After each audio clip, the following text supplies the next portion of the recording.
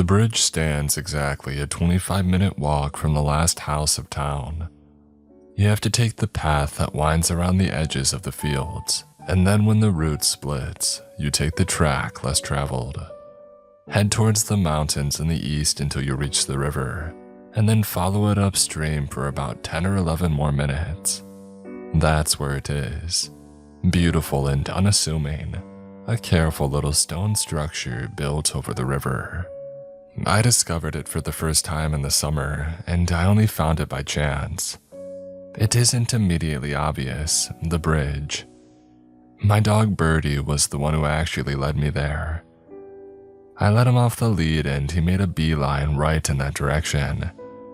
I had to rush after him when I became concerned that he might tumble into the river. It was stupid of me, really. I haven't let him off leash anywhere dangerous since then, don't worry. But yeah, so that's when we found the bridge. Birdie spent a happy half hour sniffing all around it and wagging excitedly. Though in the summer it isn't very remarkable. It leads over the river to a small clearing. Pleasant enough, a nice grass, a big tree. Some tumbled rocks where it borders the base of the closest hills. I don't know what else to tell you, really. It just leads to nowhere in particular. Probably why it's never used and nobody knows that it exists. But in the winter something changes. Just under a week ago, I was walking Birdie down that same route. I had opted as I'd sometimes do for the track less traveled, marveling quietly at the mountains and the snow, when I felt Birdie tug at the leash.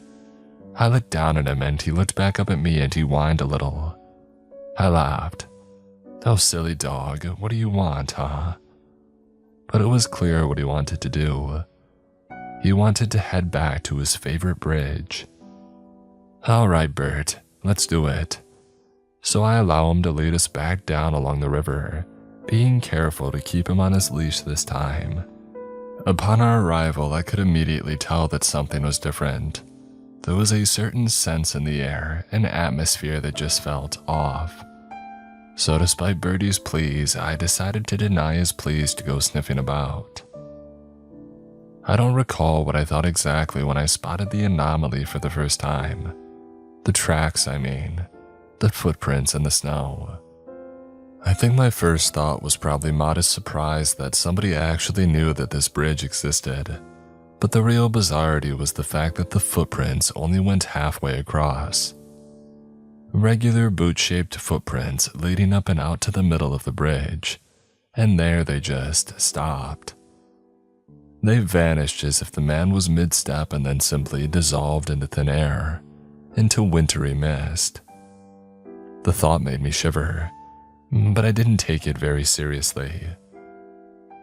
Though Birdie was desperate to go and investigate, I held him back and instead we went along our way. But I couldn't stop thinking about it. I just couldn't get those unnatural footprints out of my head. Oh, just let it go already. I tried to tell myself, this is so stupid. The guy probably doubled back on himself, or maybe the snow fell and covered up some of the prints. But both of these rationalizations fail to adequately explain what I saw. Did he just jump off? Push himself up and onto the side of the bridge in a single jump and then leap right off? But why would he do that? Why would anyone do that? Maybe you get whisked away the second you reach the halfway mark. Whisked away, never to return to some magical land. And so a few days later, I find myself back at the bridge. More tracks, more footprints. Deer prints this time by the look of them. And again, just halfway across. Only halfway across to that empty, unassuming, snowy clearing beyond. And I know what you're thinking. You're wondering why I haven't crossed myself to check it out already, to see what would happen. And to be honest, it's because to do so is stupid. Why should I cross? So I can see my footprints in the snow and push these intrusive daydreams aside. It's childish. I have no need to do such a thing. So naturally, my story begins a day later, right here at the foot of the bridge preparing to cross. Birdie isn't with me this time. It's only me. Jacket open at the front and allowing in the chill. I could zip it up and save some warmth, but to do so would require me to take my hands out of my pockets. And to be honest, I can't really be bothered to do that right now. A snow-capped pine tree to my right sways gently in the sudden breeze and I shiver, still stubbornly refusing to remove my hands from my pockets. Ahead in the snow are the prints of a fox. They patter around in a rough circle and then head to the bridge. My eyes follow them up, the little dents in the white, and sure enough, there they cease at exactly halfway. Halfway, only ever halfway. Well, we'll see what happens with mine now, won't we? I say aloud to no one, my breath clouding as I take that first step forwards. I keep to my pace and don't slow or turn back, trudging forwards and crunching in the snow, my footprints deep and obvious. Drawing closer now, closer to the middle. My heart to my confusion starts to pound, but I don't slow down. I just keep moving forward until I have crossed halfway. Head down, I watch my feet continue to make dutiful prints in the snow. Over the bridge and across the snow, and I come to a quick stop at the other side of the embankment. There, done, I did it. I sigh with just a little disappointment. A part of me really wished that something was going to happen. Something, anything. Something to add a little sparkle of wonder to my life. But even as I think these thoughts, I realize that something has changed. I have crossed the bridge, but looking back over it now, I see what appears to be the clearing on the opposite side. The clearing that I should have just crossed to. Yeah, there's the big tree, the tumbled rocks and the edges of the hills, the mountains leading away beyond. I start in alarm as I see that my footprints only descend down the nearest half of the bridge. The opposite half is layered with entirely unbroken snow. What the heck? The footprints, my footprints, and incidentally the footprints of the fox, carry on downwards towards me, but they lead from nowhere. No, I think to myself, no way. Turning around, I try to take in my surroundings. It wasn't immediately obvious that anything had changed. But now that I have properly examined, I see that the landscape here is a complete mirror of the way that it looked on the opposite side of the bridge. Still wintry, still layered in snow. The river is there and the hills and the mountains, but the trees are different, and they're all in different places. There are tracks through the snow that didn't exist before. Not possible. This is insane. I mutter to myself, bewildered. Hey! Comes the sudden voice of a girl, not far from me either. I jump in surprise, swiveling around to the voice's source. And there stands the voice's source, a girl about my age, maybe a little younger, wrapped up in a teal-blue woolen sweater and a gray thready scarf. She's standing by a small pine tree with one hand on the trunk, and the other she brings up into a cautious and curious wave. She cocks her head and her antlers tip to the side. Two prominent antlers, like a deer's, sprouting up from the top of her head. Jesus! I shout in alarm, turning at once and tripping in the snow, staggering back to the bridge. Hey, wait! She calls out, but I do not. I sprint right across, eyes forced closed by the sudden blast of icy breeze at the bridge's center, before stumbling down to the bank on the other side. Dang, when did it get so dark? I look back behind me to see the original spectacle. On the opposite side is just an empty clearing, the clearing that I was expecting to see. No girl, no mirrored world. And of course, my footprints only go halfway across the bridge, just as it was before. I sprint all the way home and spend the evening in my room with Birdie, considering the things that I've seen. My fear, once I have time to process, quickly gives way to embarrassment and then to frustrated curiosity. Why did I leave so quickly? She seemed nice. A nice girl with antlers. Antlers? As the night progresses, I struggle to get her out of my head. I end up doodling her in the corner of one of my notebooks. What if she's trapped? What if she needs help? The thoughts go round and around as the snow falls beyond the windows, and she dances through my dreams in the night. The second that the sun has risen on that next wintry morning, I've left the house, heading right back to the bridge with determination, heart beating as I feel through me something unknown, something exhilarating.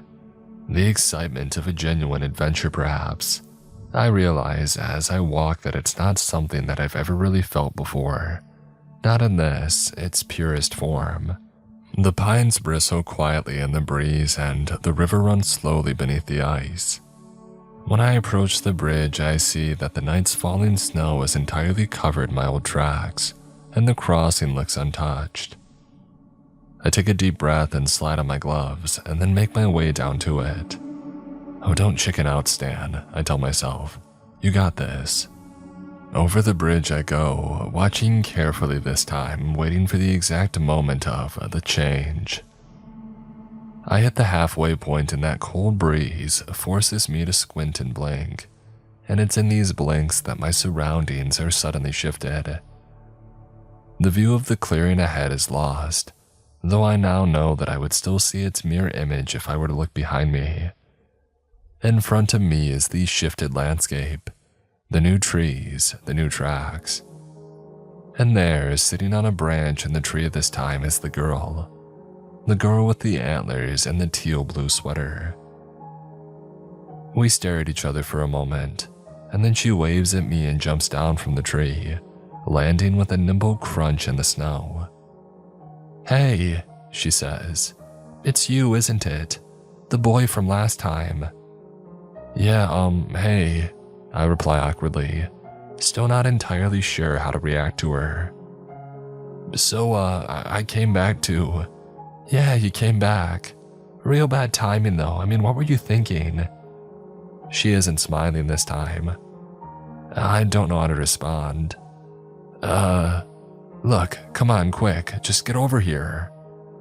She runs up to me and grabs my coat, dragging me down and away from the bridge. Hey, wait, just hold on up. We have to go, all right? They're watching the bridge. They, who's? But the sound of a sudden whistling whine followed by a burst of flame in the snow to my right cuts my question in half. Crap! I shout in alarm as a trail of fine cloud races through the air above our heads, finishing in a tree as that whistling whine catches up to it and bursts into another ball of fire, sending roasted pine needles raining down. The antlered girl drags me through the bushes, snow bursting in little clouds all around us as we push through, and she leads me across a nearby field. I turn to look behind me wide-eyed at the sight that meets me there. Unlawful entry of an organism into the holy machinic territory. Surrender yourself at once, blares an angry mechanical voice.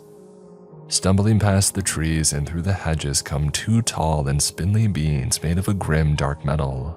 Plumes of thick black smoke are sent spiraling up and out from pipes and chimneys that adorn their bodies, that comprise their bodies in an exoskeleton fashion. They grind and whir, and their necks extend out to disappear into a disturbingly fish-looking heads, made of a strange, charred metal though, of course. One of these metal monstrosities brings around an arm, and the tubes that connect its elbow to its body glisten bright in a sudden volcanic orange. I have to shield my face as a great breath of fire shivers from the creature's knuckles and torches the surrounding snow. I'm struck by a wave of warmth and turn back to face the way that I'm going, running as fast as I can to keep up with the girl. What's happening? I shout at her, but she ignores me, instead skidding to a rapid stop. I stumble right past her as she grabs the cuff of my coat, dragging me suddenly sideways and down the edge of a steep bank, down towards the widening, iced-over river below. Down we go and then round corner after corner, our feet cracking the edges of the water's ice until the ground to our left levels out, and she hauls me up into the snowy shrubbery at the base of the nearest mountain. It isn't until she's brought me into the relative safety of a shallow cave that she lets me go, and I stumble down onto my butt at once, trying to catch my breath as I push myself back against the cave wall, watching her warily. She watches me back, and we sit there for a while, just us two, out of the cold and unsure of what to say. She eventually breaks the ice with, "You don't have any antlers." "No," I reply, I don't." "So how do you fight? Like, what do you use?" "Fight? Well, I don't really get into many fights, but with my hands, I guess." "Your hands?" "Yeah, like my fists." She looks down at her own fists as if considering. "Huh, weird. You must have really strong arms." I flush and then laugh awkwardly. Well, yeah, I guess." There's another pause. "Why did you come over the bridge at such a dumb time?" she asked me. I don't even know how to answer that.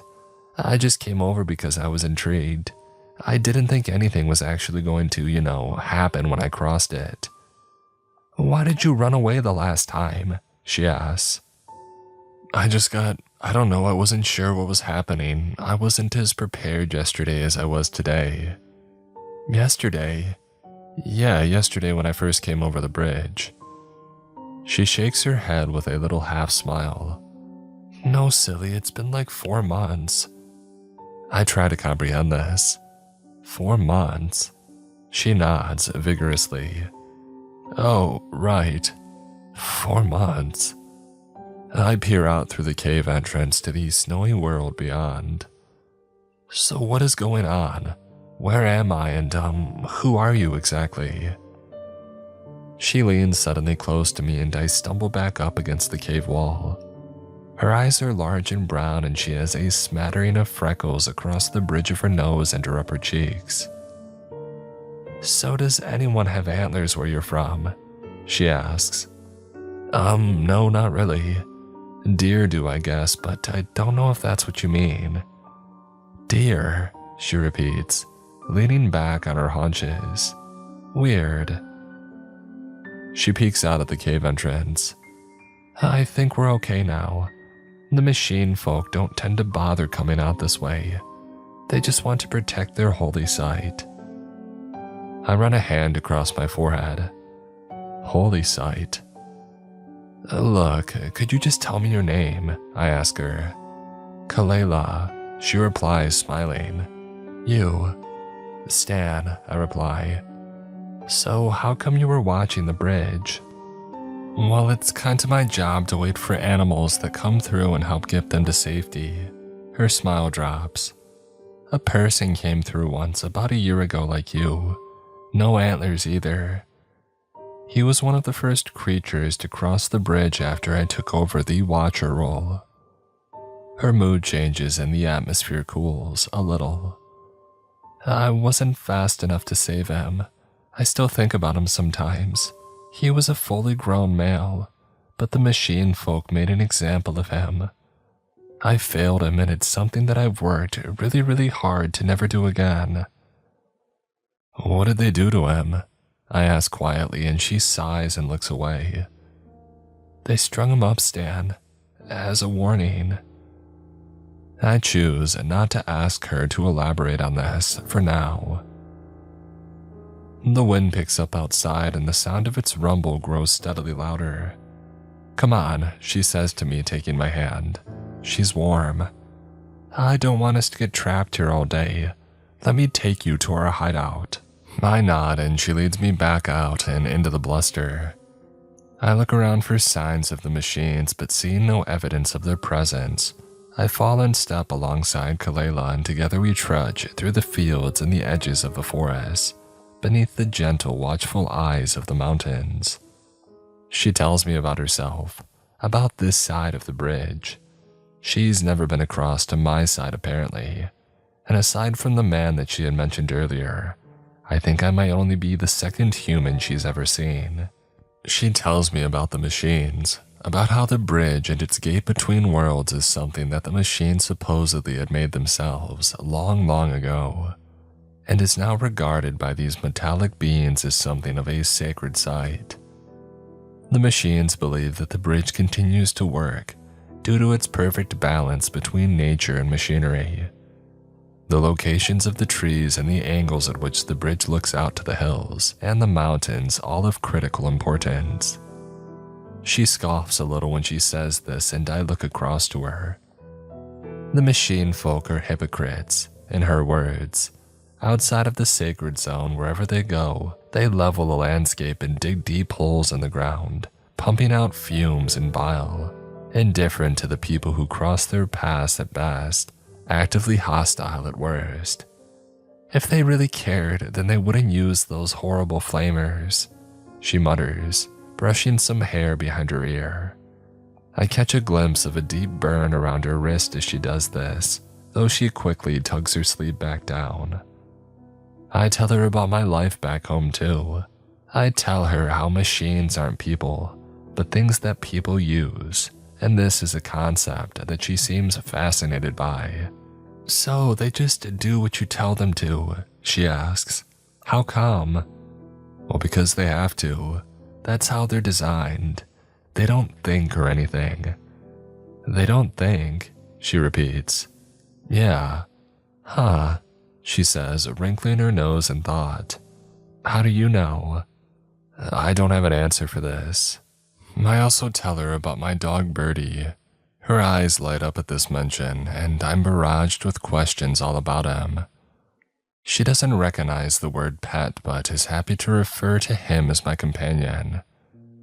I had a beast companion of my own once, she says excitedly. Her name was Aurelie, but I had to let her go off on her own once she got too big. I still see her sometimes though when she passes through. You let her go? What breed was she? A gray wolf, she chirps. I laugh nervously. Right, I see. Maybe I could meet Birdie someday, she asks. Well, yeah, why not? I guess I could bring him over sometime. Yeah, you need to come through when the machines aren't taking part in their pilgrimage though, okay? Otherwise, you'll just have the same issue as you did today.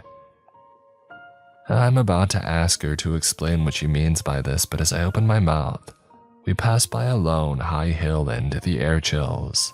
The sun breaks only feebly through the thick snow clouds overhead, but the narrow beams of winter light that had made it through glint warningly against the totem atop the hill.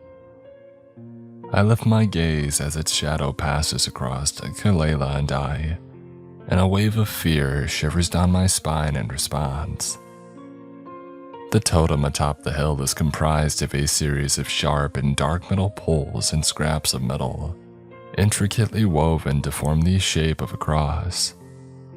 Affixed to the cross is a black, flame-scorched skeleton. Its jaw hangs from one hinge and its rib cage is stretched and cracked wide open. Sinner and trespasser are written on signs that hang from the cross's limbs. Kalela looks up at it with me and she pauses for just a moment. She rubs a quick hand across her eyes and mutters something soft and quiet to herself under her breath before carrying on. She walks a little quicker than before and the conversation dies with the mood. I struggle with a deep and foreboding paranoia as we leave the terrible shadow behind us and we continue on and into the haze. It's not much further, Kalela tells me as we pass into the forest. We've been walking for about 20 minutes since leaving the little cave, and her mood improved when I offered her some food that I had brought with me. Nothing special, just some store-bought cookies. But she enjoyed them so much that I actually felt a little bad telling her that I didn't have any more to give her. I'm also not really sure what to expect of this hideout that she mentioned. I'm kind of picturing a Robin Hood-esque, roughed-up campsite strung up between some trees. a band of merry men all with antlers hanging out in the woods.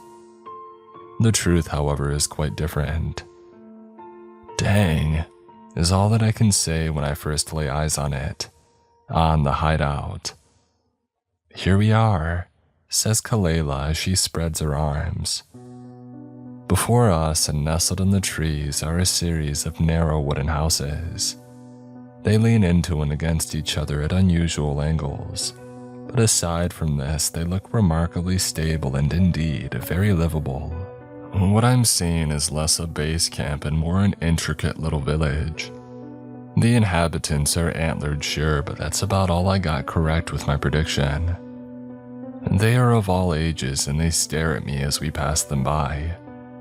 There are modest market stalls here, stone wells surrounded by leaves at their bases, and signposts grown into the trees. Kalela, comes a gruff voice to our right. Kalela stops and I do likewise, watching as a tall and wide-set man puts down his tools and walks right over to us. He's massive and his antlers go out further and wider than Kalela's do. You're back early. Hey, I did what I was supposed to do, Lurde, she retorts, pointing up at him. Delena's heading out to cover the watch right now, and look, you see what I did. I brought back a boy from the other side, safely. I saved him. The man she called Lurde looks down to me and raises an eyebrow. Good, he says after a beat. The machine folk have no respect for natural life. Every death in this valley is a stain on the spirit's own land. It's good to meet you, I say to him. My name's Stan. Stan, it's been a long time since a human has crossed over the bridge. You chose a less than opportune time to pass. And behind him are a group of antlered children. I can't hear what they're saying, but one of them points at me and the others gawk and stare. I didn't know, I tell him. I didn't know about any of this. It's different on the other side. Different and dangerous. I don't blame you for seeking refuge on the spirit side. But as I said, your timing was inopportune. Lurde turns and gestures to a group of his comrades. And Kalela, we're heading out to keep sights on the pilgrimage route. We would benefit from bringing along your human. You're human, I repeat, but he ignores me. Lurde, I don't know. I'm kind of responsible for his safety now, and I was going to show him around. It wasn't a request, Kalela. You're welcome to accompany us, he says. Kalela looks like she's planning to say something else and then changes her mind and bites her tongue. Fine, she says, but we're keeping him out of danger. Lurde nods and he gestures us to follow. Our little group grows in size as we're joined by more of the antlered people. Each has something to say to me and I talk with them all, till eventually we head off through the wooden village and the trees. This whole thing is crazy, I mutter to Kalela as we walk. I'm still struggling to process that this is all happening, to be honest. I don't tell her this, but I'm also finding it hard to stop thinking about the scorched skeleton. The one strung up on the cross with a trespasser and sinner signs hanging down in warning. I need to get back, in all honesty. Lurde talked about my side being dangerous, but I know well which side that I would rather be on. I need to find a safe opportunity to get back, but also, I shoot a look over to Kalela. Also, I am still curious about this world. That sense of adventure remains, and I don't want to be like I was yesterday, running away at the first sign of peculiarity. So I'll stick it out for now. We pass by pine trees that are ringed with little lanterns, illuminating the gently drifting snow. Like Christmas lights, I murmur out, which Kalela questions. You know, Christmas lights. I don't know what that is, she replies. For real? Huh, well it's the best. Everybody's families get together and they share gifts and have good food. Everywhere is all decorated in red and green or gold. Usually there are loads of lights. Lights like how? Like electric lights, some artificial. I don't know how to explain it to you, but they're in all kinds of colors and at night when it's dark. They're hung up to form flashing and moving patterns, around houses and on trees. It's beautiful, honestly. She's fascinated by this, so I spent the rest of the walk telling her all about it, about all of our Christmas customs and events, and she gets more and more excited. A voice comes from our right as we walk. It's Lourdes, and to be honest, I'd kind of forgotten that he was there. "Don't get too attached, Kalela," he says in a low voice. "You know that I'll have to go back." She stops talking at once.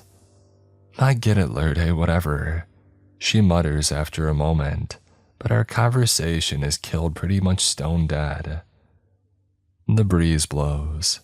We approach the ridge of a hill and the general volume of the group drops. The talking lowers to a general murmur and the sound of their footprints is significantly dulled. Following the lead of those at the front, we crouch behind a series of large rocks, and Lourdes knocks on my shoulder. I look at him and he motions for me to follow him up to the front, where he points over the rocks and down to the ground below. "You see that?" he says quietly. I take a look. And down there in the valley between the hills and mountains, a dirt track has been ground into the earth and melted away all the snow. It winds its way through the hills, and making their gradual way along it are a series of shambling beings. The machines, it's plain to see. One of them looks just the same as the beings that had attacked Kalela and I this morning. Another is of a similar height but has no legs, instead churning up the snow and grass beneath caterpillar tracks. Great plumes of dark smoke leak from pipes across its shoulders, as it does from the others. The third is far larger, a shuffling behemoth that moves on 4 large metallic legs. If I focus, I can hear its engine whirring all the way up here, as it churns out those tarry black clouds. If I look to the right, I can see more trails of smoke slowly approaching from behind the hills. More machines, perhaps. Some of the group retrieve makeshift journals from their packs and begin making notes in a language that I can't read, noting the angle of shadows of certain rocks with little sketches. I turn to Lourdes. "Where are they going?" I ask him. "They're all making their way to the bridge. There will be dozens upon dozens more over the next few weeks. We got word the other day about a small farm out in the east, completely leveled by the machine folk to make way for a rest stop." He scratches his jaw. 3 killed, no remorse. Corpses left for the birds. "A rest stop," I reply. "I don't get it. Why would a machine need to rest?" "Oh, everybody needs to stop sometimes, Stan. Can't keep walking indefinitely." Kalela chimes in. "But that's the whole point of a machine, isn't it? To just keep going until it breaks down. Maybe it's like a repair center or something that they built." Lourdes doesn't seem to understand. What abomination they built in place of the farm is not hugely relevant. He reaches out for my shoulder. "Stan, a female human came across that bridge once, you know. Decades ago now. I was only a very young man myself. But she was able to help us. She was able to tell us things about the machines. She told us they would likely fail if knocked into water. And for the most part, she's proved correct. I can't tell you how many lives we've been able to save with her information." He looks out across the plains at the shambling machines. "But it's not enough, and the machine folk have changed somewhat since then. I don't know what it's like on your side, but by all accounts your dealings with these beings are numerous and deadly. It must be difficult fighting back without even any antlers to protect yourself." And the wind rustles the collar of my jacket, and Kalela pulls her scarf a little tighter around her neck. "Stan," says Lourdes, "it's your turn now if you would help us. Take a look at these creatures. Is there anything you can think to suggest to help us here?" The more machine folk come through, the greater the threat, and this is our most threatened time of the year. And the more machine folk come through, the greater the threat, and this is our most threatened time of the year. What do you say? Will you help us? Kalela looks at me and hell, what can I say but yes? I nod and reply that I will. I'll try, I tell them, and a general sense of goodwill and thanks spreads out across the group. So we spend the rest of the day observing the machines as they trundle through the valley, all on their way to the bridge. They may well respect the locations of the trees and rocks that surround the bridge, as Kalela tells me they do, but out here they seem to care little for the environment. The largest of the machines that day, a massive, hulking ogre of metal, thuds past a tall, thin tree on its root, and its pipes catch in the branches. Instead of using effort to untangle itself, the machine instead just plods onwards, using a great hand to bring the entire tree down with a crash into the snow, rather than to stop or adjust its course. The rumble of its fall echoes across the hills. They share their food with me and I tell them stories about my side. They seem fascinated by the concepts of cars and even basic electrical appliances, but they struggle to consider them as anything other than threats. "So cars aren't dangerous?" One of the antlered people asks me. "Do they ever kill people?" Well, I pause for a thought. Not intentionally, it's human error mostly. You blame yourselves for the deaths that they cause. Well, it's complicated. Kalela just wants me to talk about Christmas. I tell her about mulled wine and Christmas desserts, about Christmas music and bells and holly and all that good stuff, and she seems enthralled by it. I can already see the cogs turning in her head, wondering if she can emulate it here in her little village. "I could show you how to make a wreath if you want." I grin at her and she grins right back with excitement. "I would love that." "Shh," Lourdes grumbles. "Not so loud." "Sorry," she whispers, looking at me and smiling.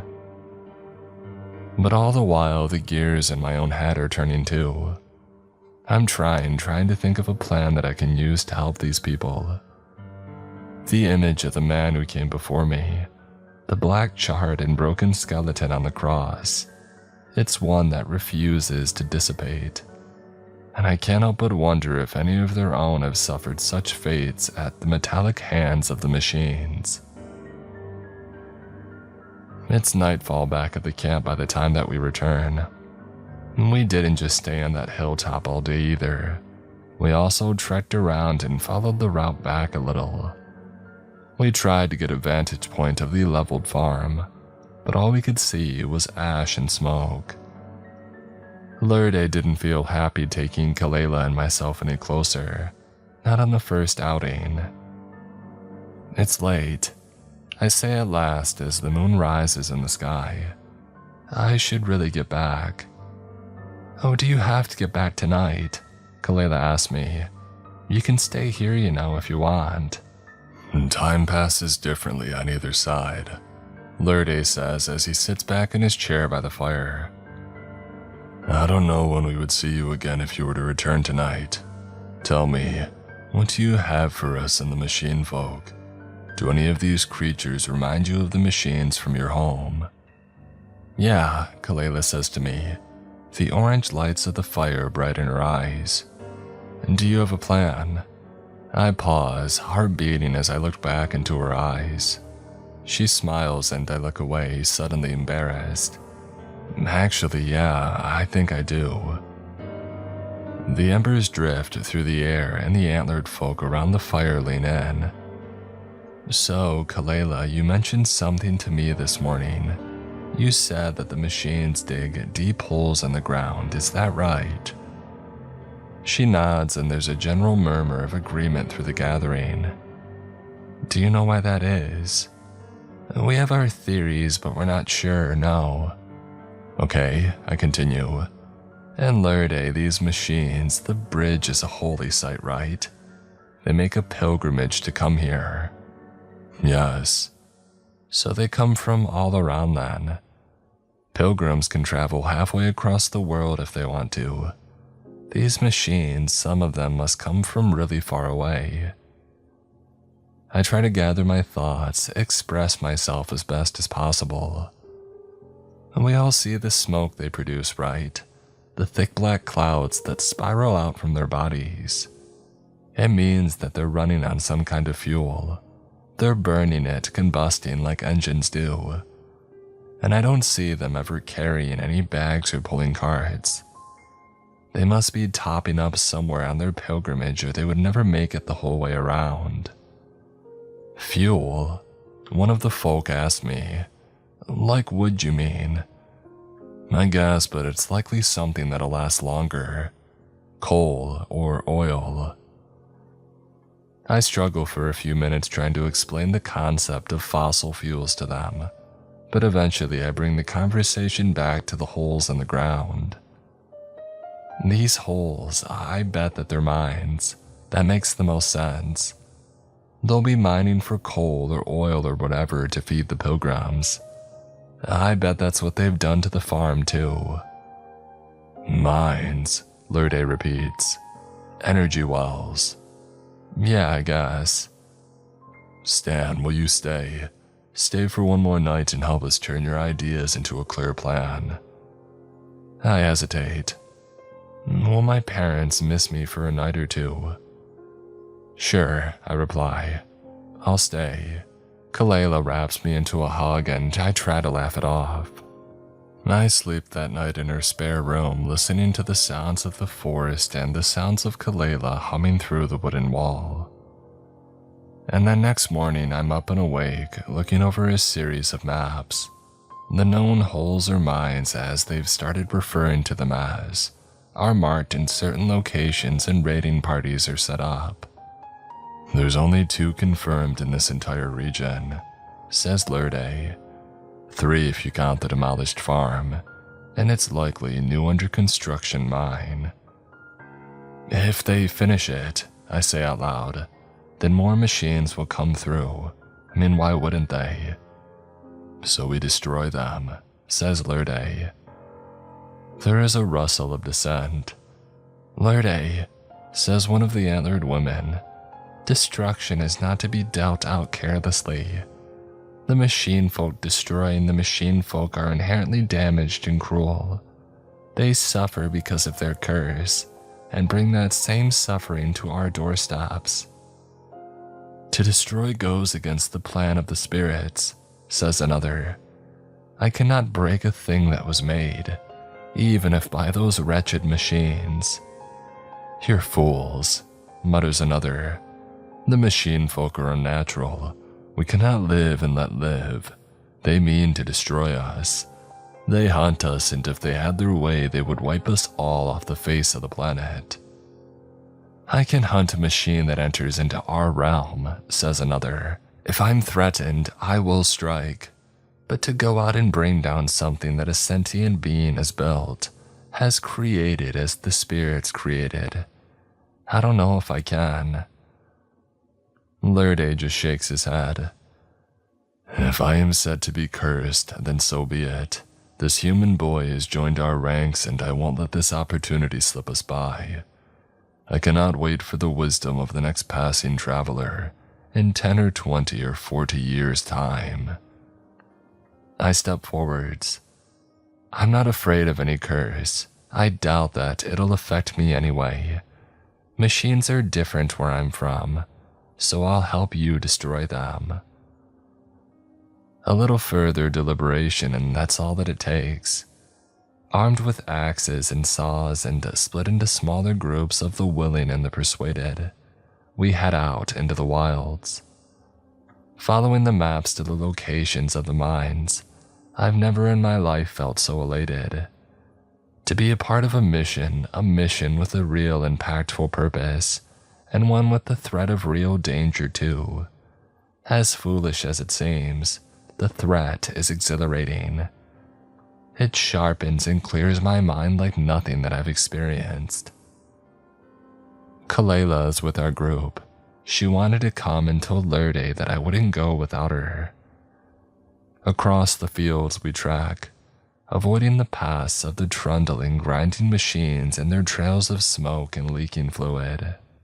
I've been given a white-green sweater interwoven with leaves and twigs, and we hide ourselves at the edges of the machine's outpost. Ahead lies, as described, a huge hole in the ground, surrounded by dark metal gridwork, caterpillar track gears, and grinding cranes. Smoke pours from cracks in the ground and the snow is all melted down there below. You know the plan. Lurde mutters and we nod and then split into groups. My heart pounds as I crawl across the edge of the hill through the undergrowth, the few surviving winter thorns scratching at my hands as I move. This is insane, I think to myself. I mean, what am I doing? Why did I allow myself to get roped into this madness? And because you want it to be, comes the simple response, and heck, it's right. Down below enter a series of machines, roughly humanoid, though with long and rusted limbs. They creak and crunch as they move across the rough dirt ground, overseeing the transfer of metal materials being moved across a series of narrow tracks and smallish carts. The carts spark and whir as they pass over the iron rails, and some disappear into holes in the side of the nearest mountain. Kalela, Lurde, and I set to work on the selected tree. An enormous, reddish-brown pine that strikes way up towards the sky. Lurde determines the angle to carve at, and then we simply sit and wait for the wind to rise.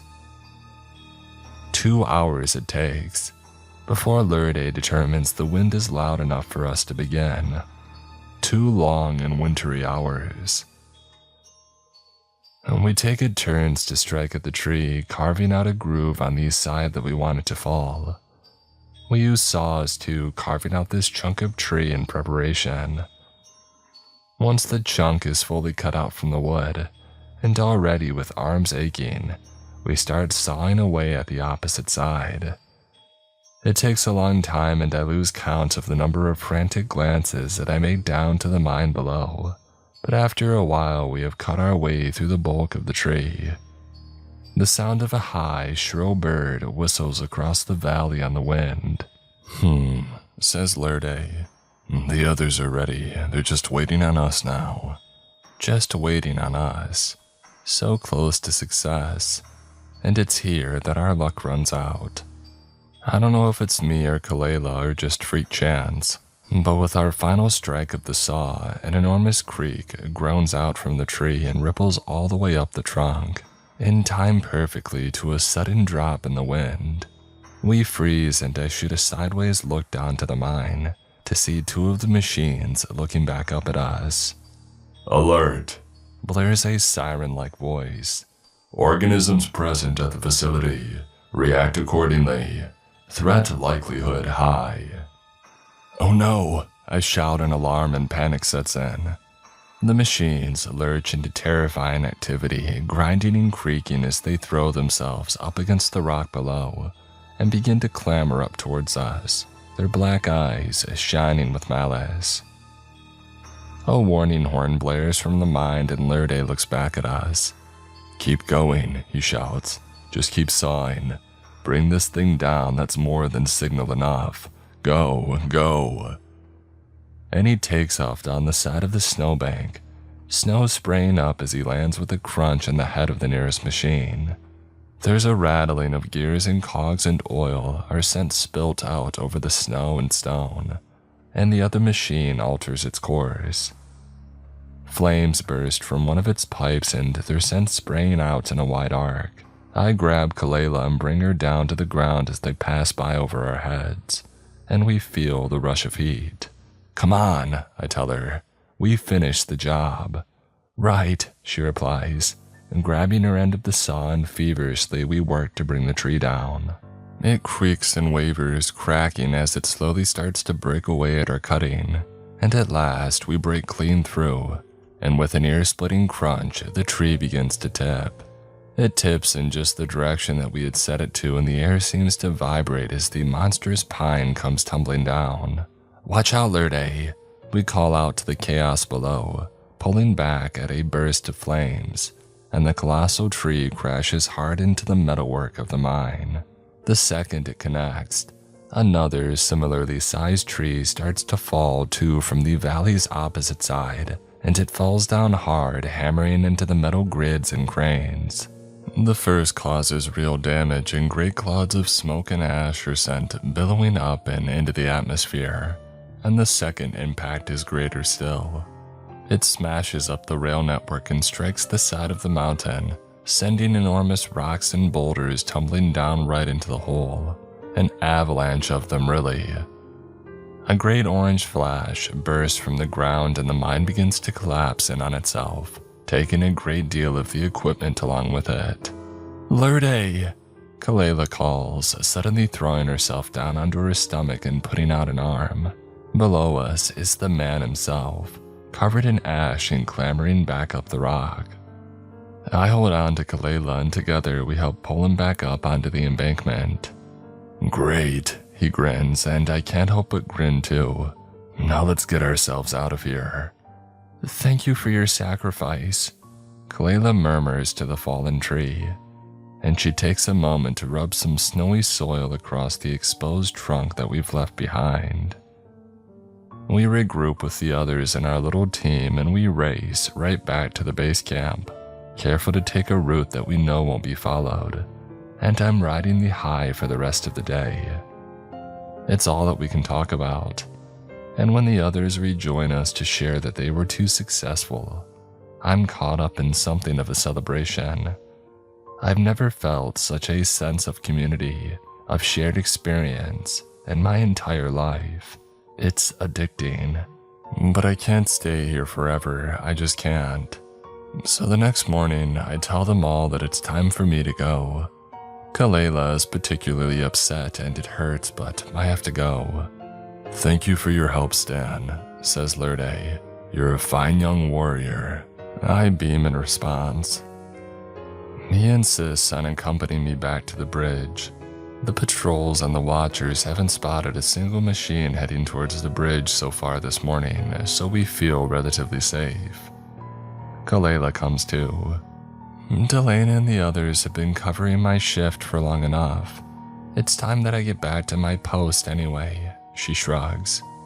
But there is emotion in her voice, I can hear it.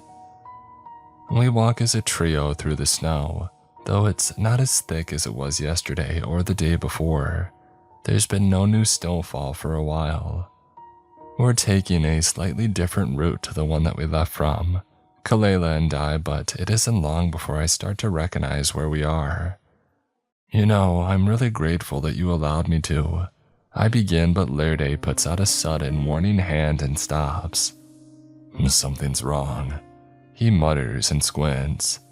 I can see a figure that might well be Delana waving frantically at us from a branch up high in a tree.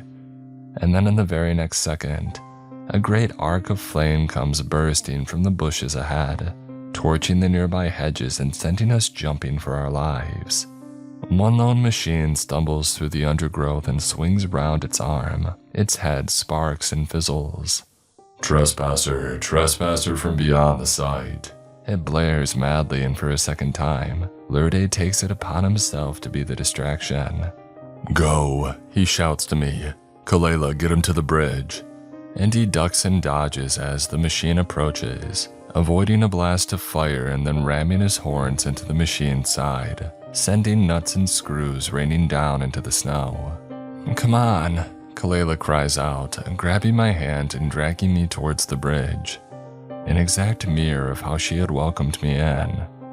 We race past the scorched bushes and past the trees and rocks. But as the bridge comes at last into view, I see that it is different. "Oh," I mutter then. "Oh no." The snow across and around the bridge has been largely melted.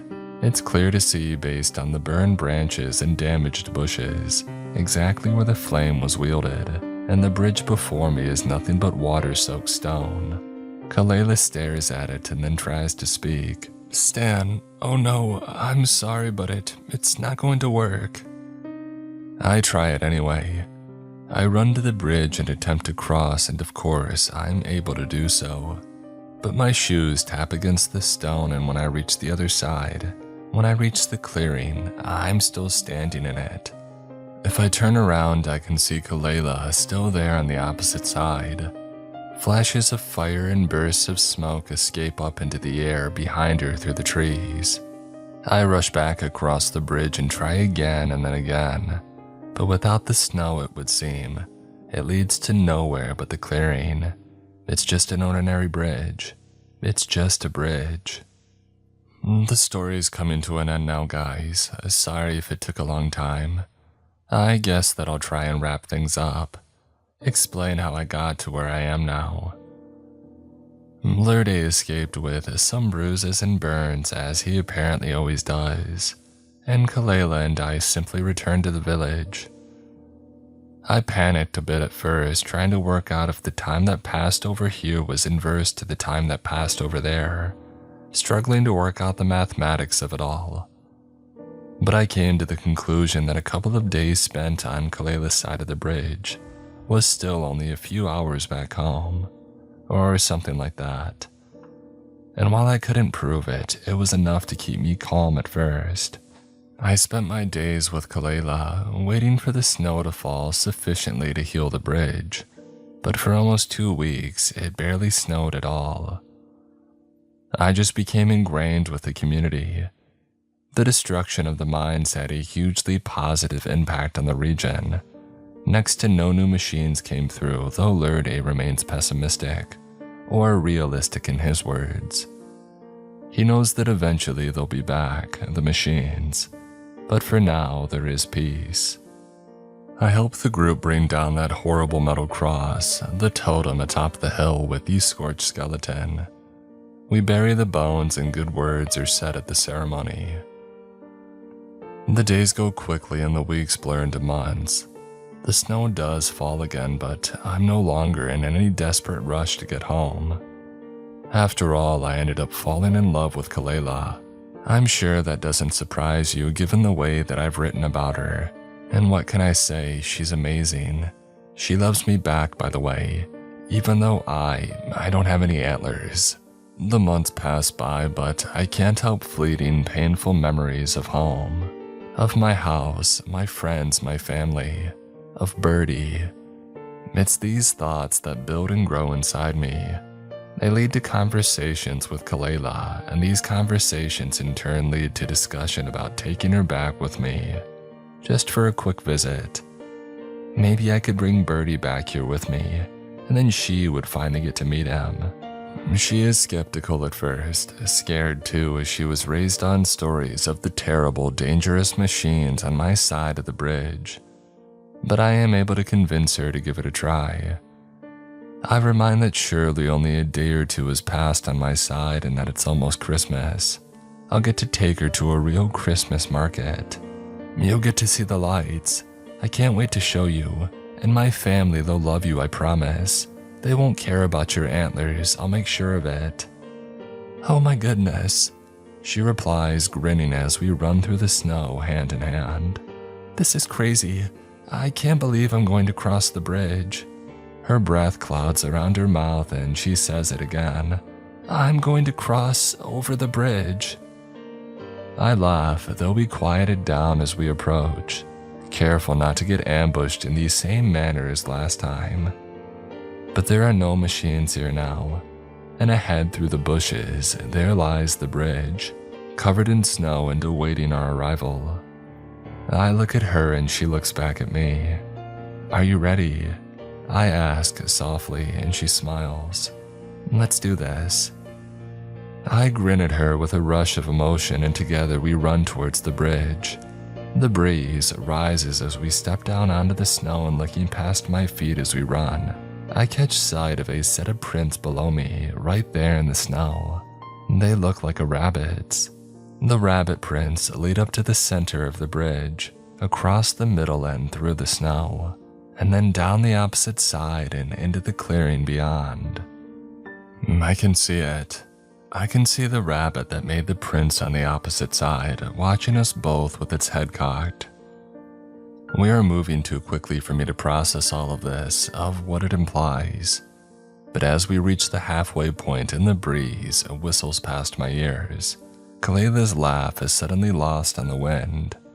In one moment I am holding tight onto her hand, and the next I'm gripping nothing but air. My view ahead changes. I trip and stumble down the bridge like an idiot, slipping and crashing down the stone and landing with a grunt. Into the grass. Just grass, no snow. "Kaleila!" I call out, breathing hard, but she's not there. I'm back to where I started all those many months ago. This is the bridge, there on the opposite side is the clearing. But I can hear the gentle rush of the river. It isn't frozen now. There is no ice. The snow is melted, and all that's left of it sits in graying clumps in the shadows of the trees. The bridge is only stone. There's no snow on it at all. "No," I murmur, suddenly panicking. "No, Kaleila!" And I stagger to my feet. I try running over the bridge, but nothing happens. I cross it forwards and backwards again and again and again as the sun sinks in the sky. And then it sets and I still cross, but nothing happens. Nothing happens and I'm all alone. She's gone.